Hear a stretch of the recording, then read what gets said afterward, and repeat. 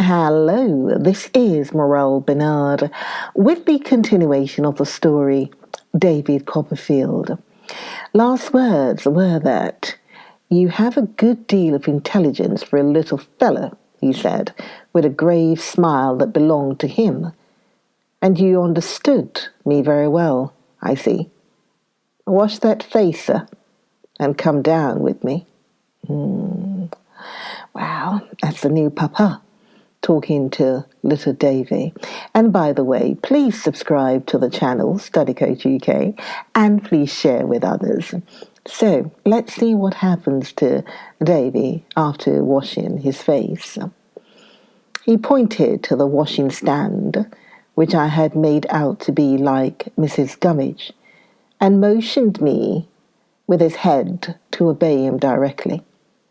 I had little doubt then, and I have less doubt now, that he would have knocked me down without the least compunction if I had hesitated. "Clara, my dear," he said, when I had done his bidding, and he walked me into the parlour with his hand still on my arm. "You will not be made uncomfortable any more, I hope. We shall soon improve our youthful humours." God help me. I might have been improved for my whole life. I might have been made another creature, perhaps, for life, by a kind word at that season. A word of encouragement and explanation, of pity for my childish ignorance, of welcome home, of reassurance to me that it was home, might have made me dutiful to him in my heart henceforth, instead of in my hypocritical outside, and might have made me respect instead of hate him. I thought my mother was sorry to see me standing in the room, so scared and strange, and that presently, when I stole to a chair, she followed me with her eyes more sorrowfully still, missing, perhaps, some freedom in my childish tread. But the word was not spoken, and the time for it was gone. We dined alone, we three together. He seemed to be very fond of my mother. I am afraid I liked him none the better for that, and she was very fond of him. I gathered from what they said that an elder sister of his was coming to stay with them, and that she was expected that evening. I'm not certain whether I found out then or afterwards that, without being actively concerned in any business, he had some share in, or some annual charge upon the profits of, a wine merchant's house in London, with which his family had been connected from his great-grandfather's time, and in which his sister had a similar interest. But I may mention it in this place whether or no. After dinner, when we were sitting by the fire and I was meditating an escape to Peggoty without having the hardihood to slip away, lest it should offend the master of the house, a coach drove up to the garden gate, and he went out to receive the visitor. My mother followed him. I was timidly following her, when she turned round at the parlour door in the dusk and, taking me in her embrace as she had been used to, whispered me to love my new father and be obedient to him. She did this hurriedly and secretly, as if it were wrong, but tenderly, and putting out her hand behind her, held mine in it, until we came near to where he was standing in the garden, where she let mine go, and drew hers through his arm. It was Miss Murdstone who was arrived, and a gloomy-looking lady she was, dark like her brother, whom she greatly resembled in face and voice, and with very heavy eyebrows nearly meeting over her large nose, as if being disabled by the wrongs of her sex without wearing whiskers, she had carried them to that account. She brought with her 2 uncompromising hard black boxes with her initials on the lids in hard brass nails. When she paid the coachman, she took her money out of a hard steel purse, and she kept the purse in a very jail of a bag which hung upon her arm in a heavy chain and shut up like a bite. I had never at that time seen such a metallic lady altogether as Miss Murdstone was. She was brought into the parlour with many tokens of welcome, and there formally recognised my mother as a new and near relation. Then she looked at me and said, "Is that your boy, sister-in-law?" My mother acknowledged me. "Generally speaking," said Miss Murdstone, "I don't like boys." "How do you do, boy?" Under these encouraging circumstances, I replied that I was very well, and that I hoped she was the same, with such an indifferent grace that Miss Murdstone disposed of me in 2 words. "Wants manner." Having uttered which with great distinctiveness, she begged the favour of being shown to her room, which became to me from that time forth a place of awe and dread, wherein the 2 black boxes were never seen open or known to be left unlocked, and where, for I peeped in once or twice when she was out, numerous little steel fetters and rivets with which Miss Murdstone embellished herself when she was dressed, generally hung upon the looking-glass in formidable array. As well as I could make out, she had come for good, and had no intention of ever going again. She began to help my mother next morning, and was in and out of the store closet all day, putting things to rights and making havoc in the old arrangements. Almost the first remarkable thing I observed in Miss Murdstone was her being constantly haunted by a suspicion that the servants had a man secreted somewhere on the premises. Under the influence of this delusion, she dived into the coal cellar at the most untimely hours, and scarcely ever opened the door of a dark cupboard without clapping it to it again, in the belief that she had got him. Though there was nothing very airy about Miss Murdstone, she was a perfect lark in point of getting up. She was up, and as I believe to this hour, looking for that man, before anybody in the house was stirring. Peggoty gave it as her opinion that she even slept with one eye open, but I could not concur in this idea, for I tried it myself after hearing the suggestion thrown out and found it couldn't be done. On the very first morning after her arrival, she was up and ringing her bell at cockcrow. When my mother came down to breakfast and was going to make the tea, Miss Murdstone gave her a kind of peck on the cheek, which was a nearest approach to a kiss, and said, "Now, Clara, my dear, I'm come here, you know, to relieve you of all the trouble I can.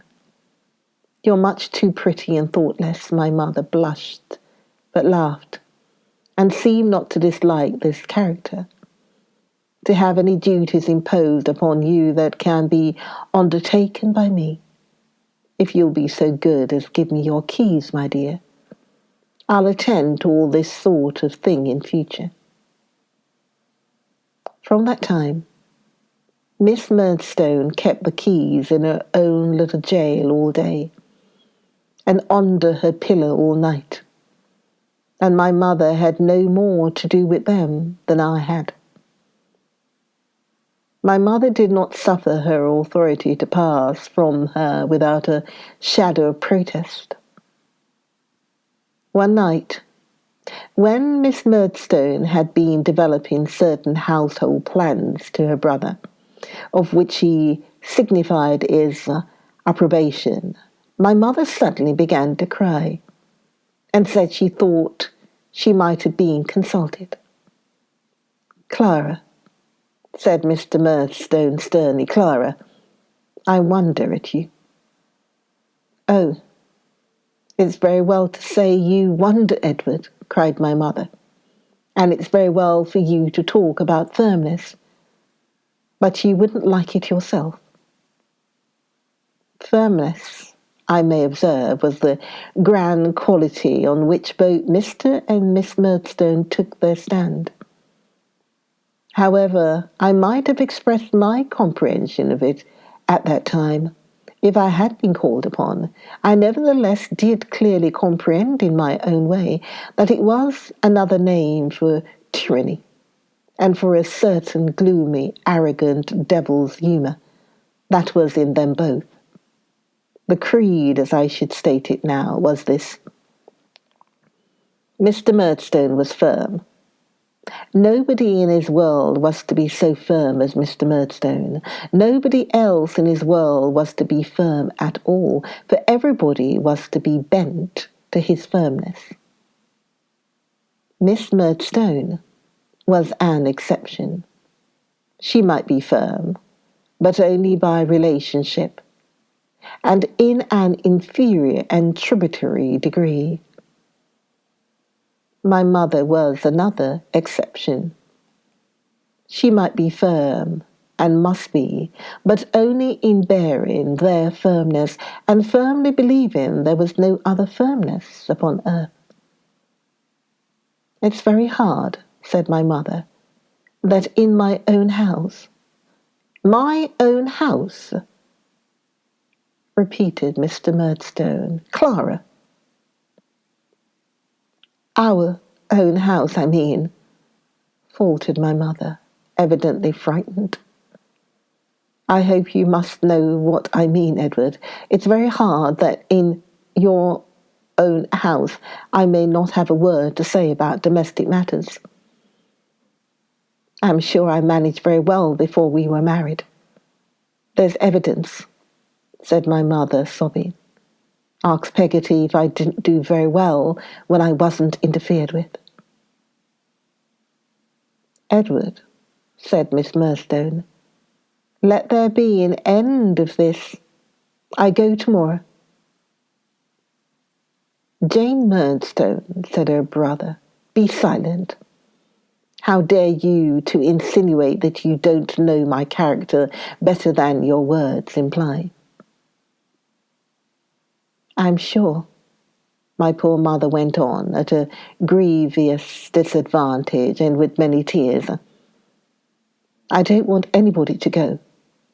I should be very miserable and unhappy if anybody was to go. I don't ask much. I'm not unreasonable. I only want to be consulted sometimes. I'm very much obliged to anybody who assists me, and I only want to be consulted as a mere form sometimes. I thought you were pleased once with my being a little inexperienced and girlish, Edward. I'm sure you said so. But you seem to hate me for it now. You are so severe." "Edward," said Miss Murdstone again, "let there be an end of this. I go tomorrow." "Jane Murdstone," thundered Mr. Murdstone, "will you be silent? How dare you?" Miss Murdstone made a jail delivery of her pocket handkerchief and held it before her eyes. "Clara," he continued, looking at my mother, "you surprise me. You astound me. Yes, I had a satisfaction in the thought of marrying an inexperienced and artless person, and forming her character, and infusing into it some amount of that firmness and decision of which it stood in need. But when Jane Murdstone is kind enough to come to my assistance in this endeavour, and to assume for my sake a condition something like a housekeeper's, And when she meets with a base return, "Oh, pray, pray, Edward," cried my mother, "don't accuse me of being ungrateful. I'm sure I'm not ungrateful. No one ever said I was before. I have many faults, but not that. Oh, don't, my dear." "When Jane Murdstone meets, I say," he went on, after waiting until my mother was silent, "with a base return, that feeling of mine is chilled and altered." "Don't, my love, say that," implored my mother very piteously. "Oh, don't, Edward. I can't bear to hear it. Whatever I am affectionate. I know I am affectionate. I wouldn't say it if I wasn't sure that I am. Ask Peggoty. I'm sure she will tell you I'm affectionate." "There is no extent of mere weakness, Clara," said Mr. Murdstone in reply, "that can have the least weight with me." He lost breath. "Pray, let us be friends," said my mother. "I couldn't live under coldness or unkindness. I am so sorry. I have a great many defects, I know, and it's very good of you, Edward, with your strength of mind, to endeavour to correct them for me. Jane, I don't object to anything. I should be quite broken-hearted if you thought of leaving." My mother was too much overcome to go on. "Jane Murdstone," said Mr. Murdstone to his sister, "any harsh words between us are, I hope, uncommon. It is not my fault that so unusual an occurrence has taken place tonight. I was betrayed into it by another. Nor is it your fault. You were betrayed into it by another. Let us both try to forget it." And as this, he added, after these magnanimous words, "is not a fit scene for the boy. David, go to bed." I could hardly find the door through the tears that stood in my eyes. I was so sorry for my mother's distress. But I groped my way out and groped my way up to my room in the dark, without even having the heart to say good night to Peggoty, or to get a candle from her. When her coming up to look for me an hour or so afterwards awoke me, she said that my mother had gone to bed poorly, and that Mr. and Mrs. Murdstone were sitting alone. Going down next morning rather earlier than usual, I paused outside the parlour door on hearing my mother's voice. She was very earnestly and humbly entreating Miss Murdstone's pardon, which that lady granted, and a perfect reconciliation took place. I never knew my mother afterwards to give an opinion on any matter, without first appealing to Miss Murdstone, or without having first ascertained by some sure means what Miss Murdstone's opinion was. And I never saw Miss Murdstone when out of temper. She was infirm that way. Move her hand towards her bag as if she were going to take out the keys and offer to resign them to my mother, without seeing that my mother was in a terrible fright. The gloomy taint that was in the Murdstone blood darkened the Murdstone religion, which was austere and wrathful.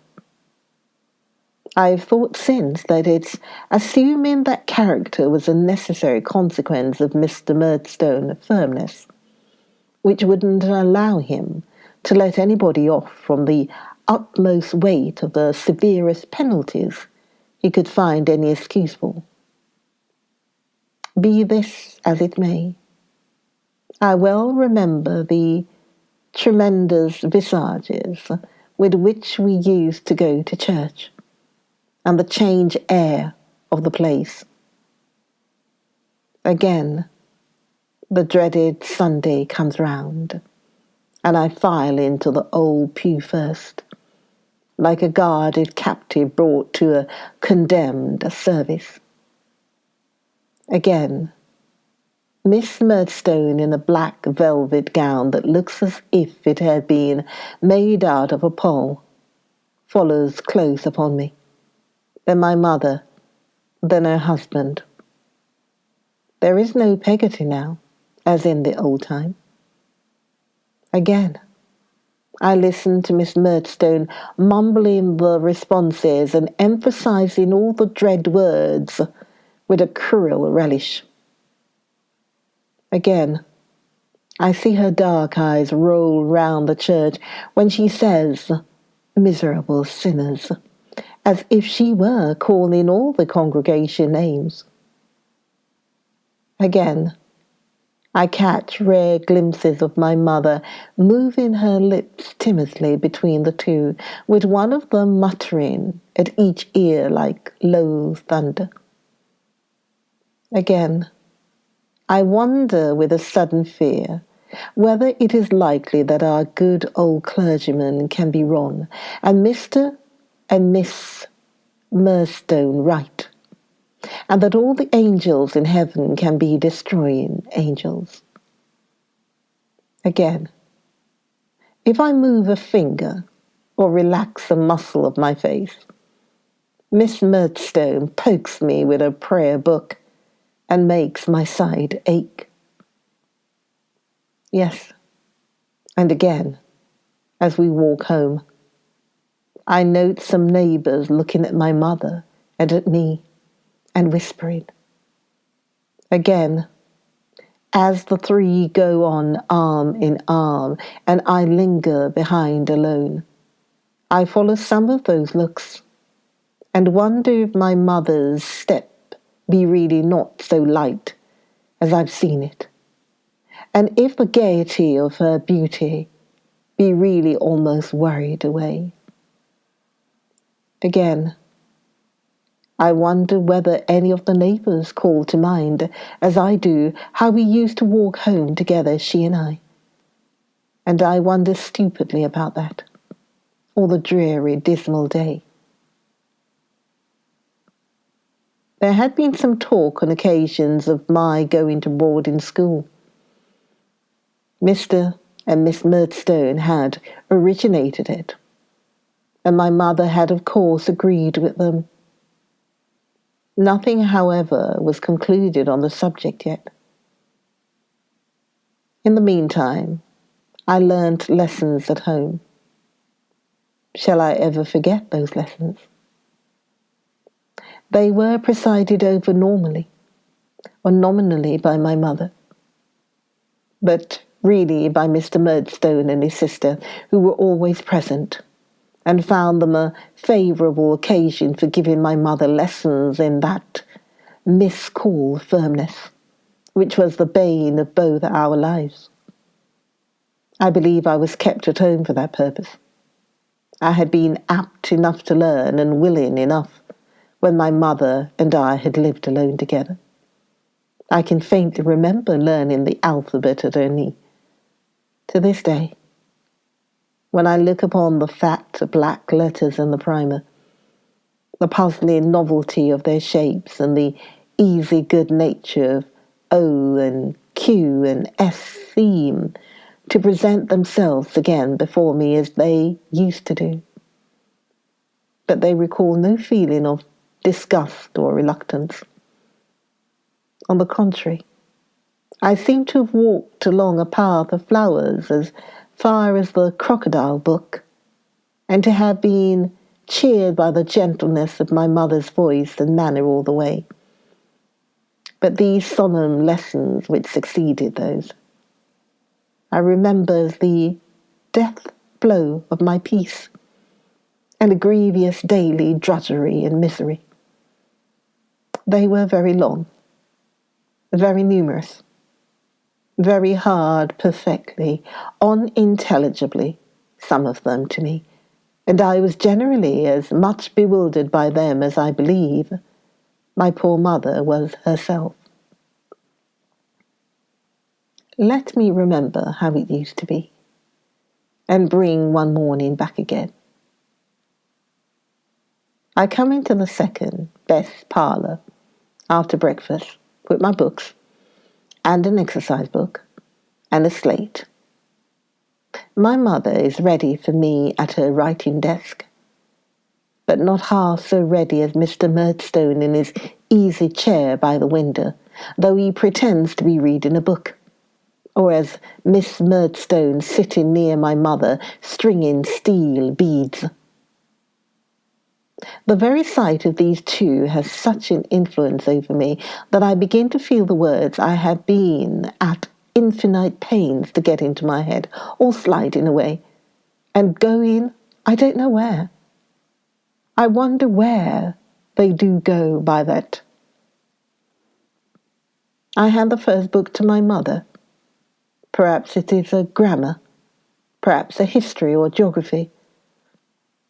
I take a last drowning look at the page as I give it to her hand, and start off aloud at a racing pace while I have got it fresh. I trip over a word. Mr. Murdstone looks up. I trip over another word. Miss Murdstone looks up. I redden, tumble over half a dozen words and stop. I think my mother would show me the book if she dared. But she does not dare.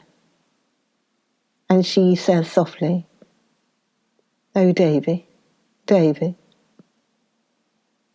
"Now, Clara," said Mr. Murdstone, "be firm with the boy. Don't say, 'Oh, Davy, Davy.' That's childish. He knows his lesson, or he does not know it."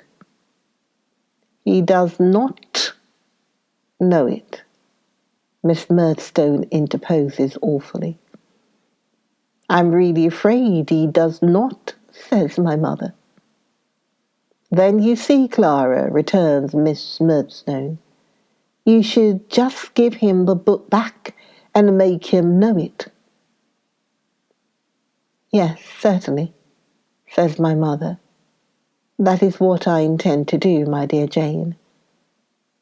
Now, Davy, try once more, and don't be stupid." I obey the first clause of the injunction by trying once more, but am not so successful with the second, for I am very stupid. I tumble down before I get to the old place, at a point where I was all right before, and stop to think. But I can't think about the lesson. I think of the number of yards of net in Miss Murdstone's cap, or of the price of Mr. Murdstone's dressing gown, or any such ridiculous problem that I have no business with, and don't want to have anything at all to do with. Mr. Murdstone makes a movement of impatience which I have been expecting for a long time. Miss Murdstone does the same. My mother glances submissively at them, shuts the book, and lays it by as an arrear to be worked out when my other tasks are done. Join me. Join me for the next episode, the next video of David Copperfield. Join me, Morel Benard. Join me for the next video of David Copperfield. Next video coming soon. See you then. Bye.